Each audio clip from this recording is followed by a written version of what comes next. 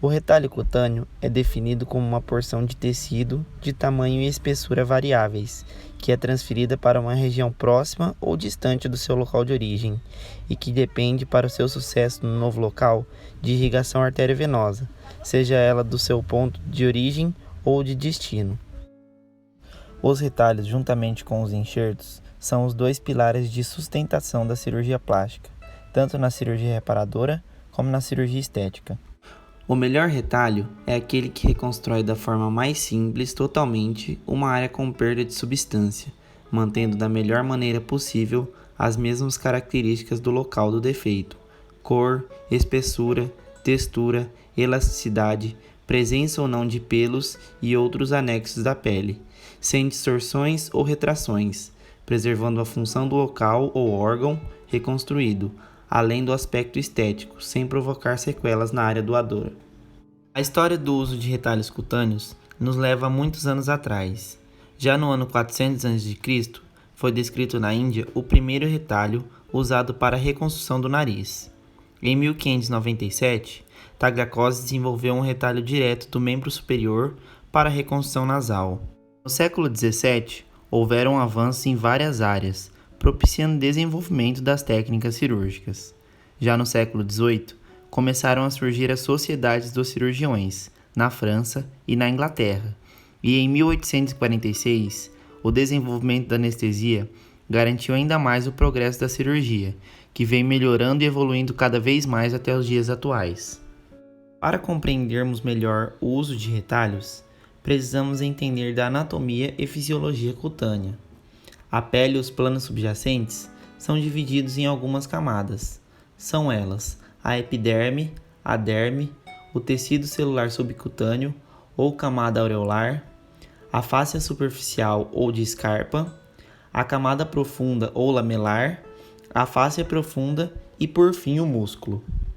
A pele funciona como um órgão sensorial e de proteção, atuando também como suporte nutricional e na termorregulação. Devido a essa última propriedade, seu fluxo sanguíneo é dos mais variáveis do corpo, podendo aumentar em 7 vezes com a vasodilatação ou diminuir consideravelmente devido ao frio. Em relação à vascularização, ela pode ser dividida em macro e microcirculação. A macrocirculação é proveniente dos grandes ramos vasculares, como a aorta, carótidas, axilares e femorais. Delas, emergem as artérias denominadas segmentares, que irão irrigar extensas massas musculares. Proveniente desses ramos, emergem as artérias perfurantes, que podem ser de 3 tipos: miocutâneas, septocutâneas ou cutâneas diretas, as quais são ramos perpendiculares à pele e formarão os plexos vasculares subfacial, subdérmico e dérmico, que por sua vez irão irrigar determinadas regiões da pele, regiões estas que compõem os mais diferentes retalhos, de acordo com essa circulação local.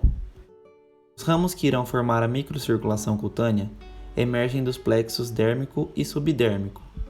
A microcirculação é responsável pela nutrição da pele, termorregulação, hemostasia e hemodinâmica vascular. Nos capilares, ocorrem as trocas gasosas e de energia em nível celular. Esses capilares possuem os esfíncteres pré-capilares que regulam a microcirculação de acordo com os estímulos nervosos simpáticos, que controlam a abertura ou fechamento desses esfíncteres e determinam uma vasodilatação ou vasoconstrição conforme as necessidades metabólicas locais. Principais indicações para o uso de retalhos são reparos da face, cobertura de estruturas nobres, cobertura de osso sem periósteo, cobertura de tendão sem peritendão e cobertura de regiões com déficit de irrigação. Eles podem ser classificados pela localização do retalho, em locais e à distância, pela composição, em simples e compostos, pela irrigação, em ao acaso ou axiais, e pela região anatômica, de acordo com o local onde será aplicado. Em relação à classificação pela localização do retalho, eles são definidos como locais quando os retalhos estão adjacentes ao defeito geralmente mantendo as características da pele a ser reconstituída, como cor, textura, pelos e espessura. Esses retalhos necessitam de menos estágios operatórios e menos tempo de hospitalização, sendo ideais para indivíduos mais idosos. Eles podem ser de dois tipos, que rodam sobre seu próprio eixo, em rotação,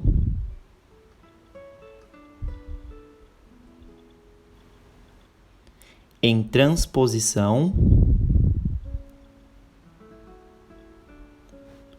ou em interpolação.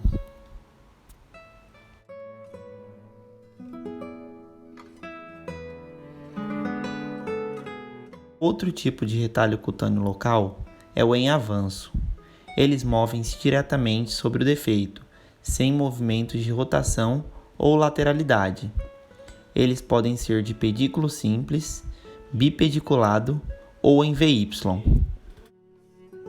Nos retalhos à distância, a área doadora do retalho é distante do defeito a ser reconstruído. Os retalhos podem ser à distância diretos. Geralmente, tornam necessário uma etapa cirúrgica para a confecção do retalho e outra para a liberação do seu pedículo, 3 a 4 semanas após. A mobilidade das extremidades, membros superiores e inferiores, é de grande importância.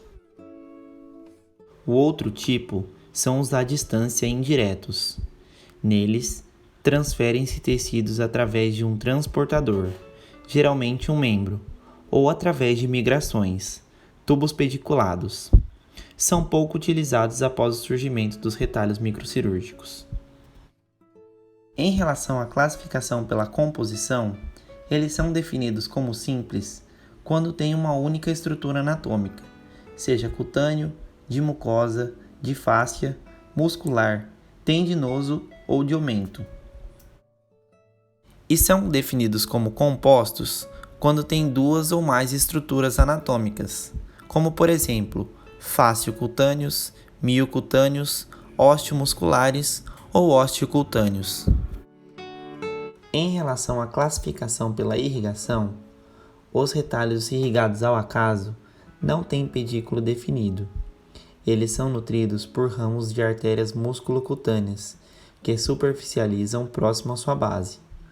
A ampla rede anastomótica, que comunica os vasos cutâneos diretos com os vasos musculocutâneos, explica a sobrevivência de alguns retalhos ao acaso, longos e finos. Entretanto, como não contam com um eixo vascular, como os retalhos axiais, são mais sujeitos à isquemia, e neles a relação comprimento-largura deve ser considerada, onde o comprimento deve ser 2 a 3 vezes o tamanho da base, com variações decorrentes do tipo de vascularização de cada tipo. São exemplos desse tipo de retalho os retalhos em avanço, o VY e em rotação. Já os retalhos axiais têm um pedículo definido. São os que incorporam uma artéria septocutânea em seu eixo longitudinal.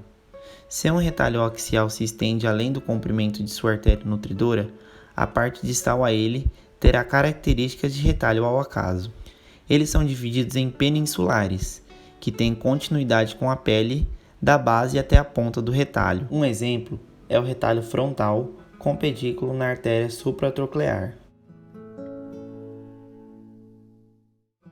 E ilhados, em que não tem continuidade da pele, levando apenas um segmento de pele interposto por um segmento somente com feixe neurovascular. Tem melhor mobilidade para rotação.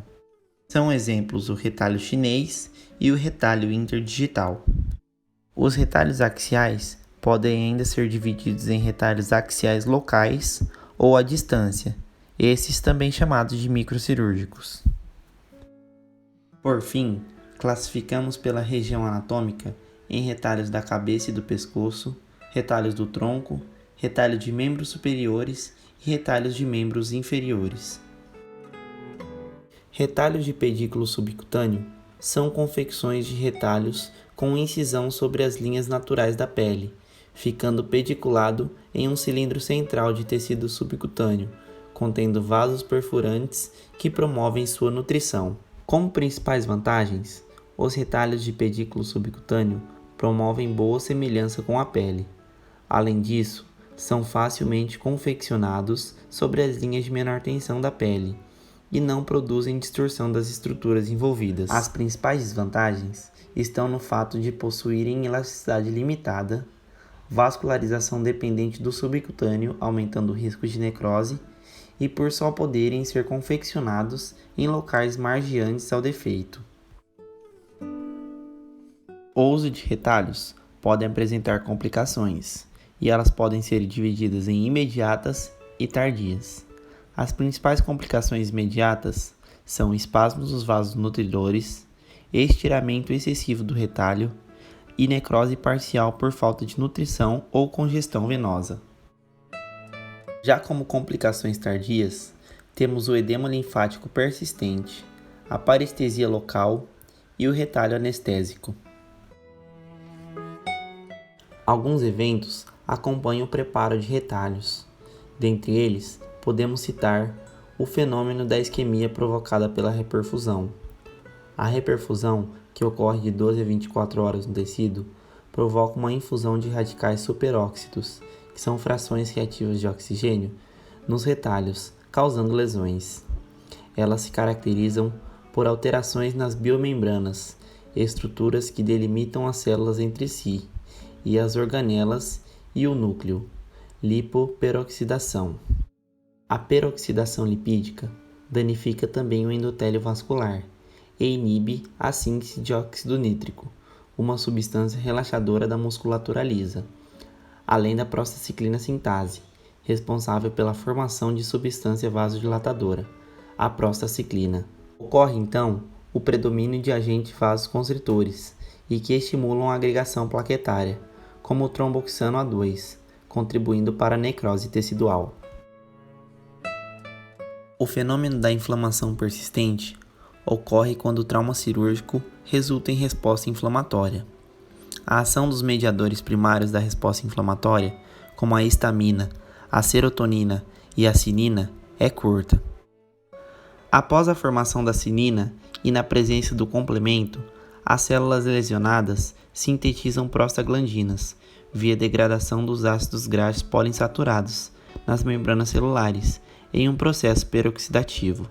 Quando há uma resposta inflamatória aguda persistente, verifica-se acentuada produção de radicais livres e que esgotam a capacidade de defesa orgânica, composta por inativadores do estresse oxidativo, ampliando a resposta agressora ao retalho.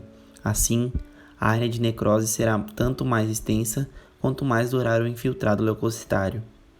O efeito neurovascular ocorre quando um nervo simpático é seccionado.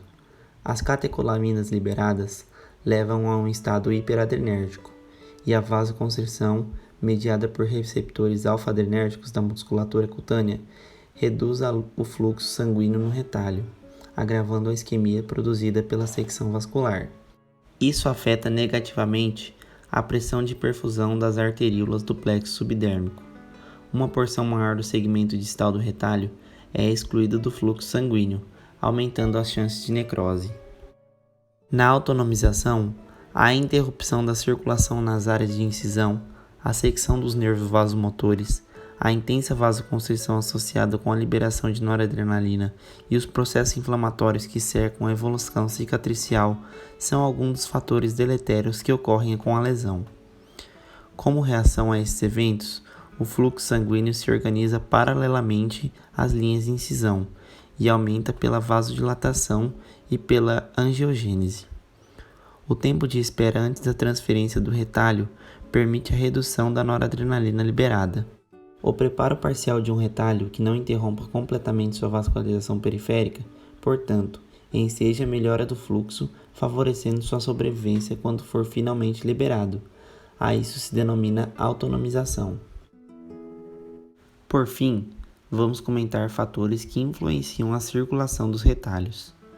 O uso de antioxidantes ou de quilantes pode prevenir as ações de radicais livres de oxigênio, neutralizando seu efeito deletério e protegendo os retalhos.